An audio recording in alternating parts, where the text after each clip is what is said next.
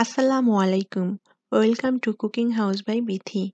আজ আপনাদের সাথে শেয়ার করব গুঁড়া মাছ দিয়ে মূলা রান্না বা ছোট মাছ দিয়ে মূলা চচ্চড়ি। আর ছোট মাছ দিয়ে মূলা চচ্চড়ি খেতে কিন্তু খুবই ভালো লাগে। খুবই সহজ একটি রান্না, যারা মূলা খেতে পছন্দ করেন আশা করছি তাদের ভালো লাগবে। আমি এখানে একদম ফ্রেশ এবং কচি দেখে ৬টা ছোট মূলা নিয়েছি। আর মূলা রান্নার সময় মূলাটা কিন্তু অবশ্যই কচি দেখে নিতে হবে। তা না হলে কিন্তু মূলা রান্নাটা একদমই ভালো লাগবে না। এখন আমি মূলাগুলোর খোসাটা ছাড়িয়ে কেটে ধুয়ে পরিষ্কার করে নেব। আমি মূলাগুলোর খোসা ছাড়িয়ে ভালোভাবে ধুয়ে এইভাবে চিকন করে মূলাগুলো কেটে নিয়েছি। যেহেতু আমি মূলাটা চচ্চড়ি রান্না করব, তার জন্য এরকম চিকন করে কেটে নিয়েছি। আজকের এই মূলা চচ্চড়িটা আমি রান্না করব ছোট বেলে মাছ দিয়ে।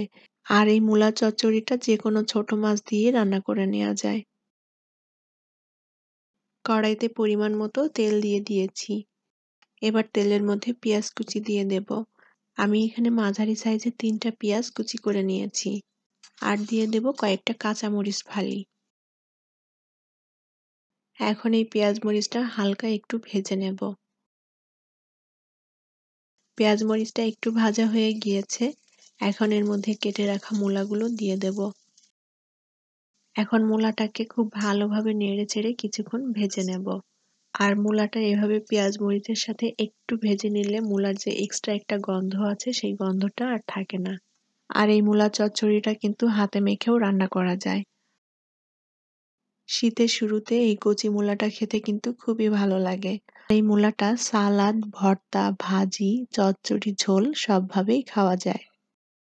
আমি অল্প আঁচে ২ মিনিটের মতো মূলাটা ভেজে নিয়েছি। এবার মূলার মধ্যে দিয়ে দেব ১/২ চা চামচ পরিমাণ শুকনা মরিচ গুঁড়া। শুকনা মরিচ গুঁড়াটা না দিলেও হয়, তবে দিলে কালারটা একটু ভালো আসে, দেখতে ভালো লাগে। আর দিয়ে দেব ১ চা চামচ পরিমাণ ধনিয়া গুঁড়া। ১ চা চামচ পরিমাণ দিয়ে দেব জিরা গুঁড়া। ১/২ চা চামচ দিয়ে দেব হলুদ গুঁড়া। পরিমাণ মতো লবণ দিয়ে দেব। এবার ভালোভাবে নেড়েচেড়ে মূলার সাথে মশলাটা মিশিয়ে দিতে হবে। এখন এইভাবে অল্প আঁচে নেড়েচেড়ে আমি মূলাটাকে ২ মিনিট মতো ভেজে নেব। এতে করে মূলার সাথে মশলাটা ভালোভাবে মিশে যাবে।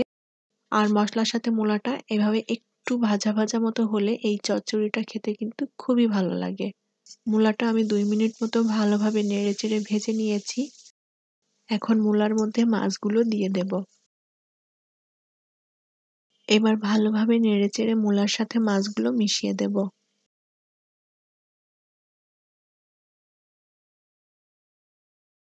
পরিমাণ মতো পানি দিয়ে দেব, তবে পানিটা খুব বেশি দেব না, একদম তরকারির সমান সমান পানিটা দিয়ে দেব। পানিটা এমনভাবে দিতে হবে যেন মূলা এবং মাছটা ভালোভাবে সেদ্ধ হয়ে যায়।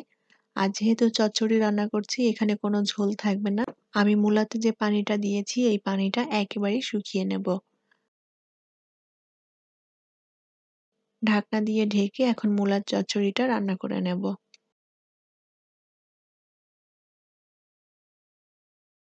৩-৪ মিনিট পর ঢাকনাটা খুলে দিলাম।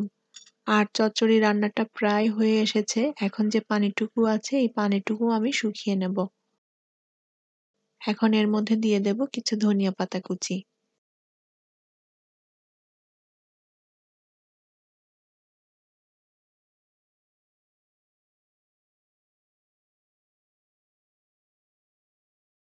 আবারও ঢাকনা দিয়ে ঢেকে আমি চচ্চড়িটা রান্না করে নেব।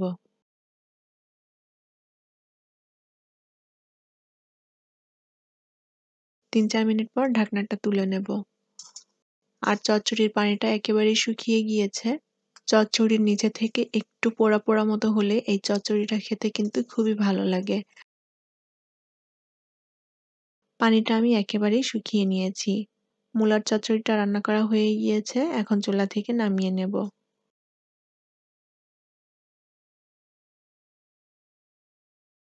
ছোট মাছ দিয়ে মূলা চচ্চড়ি।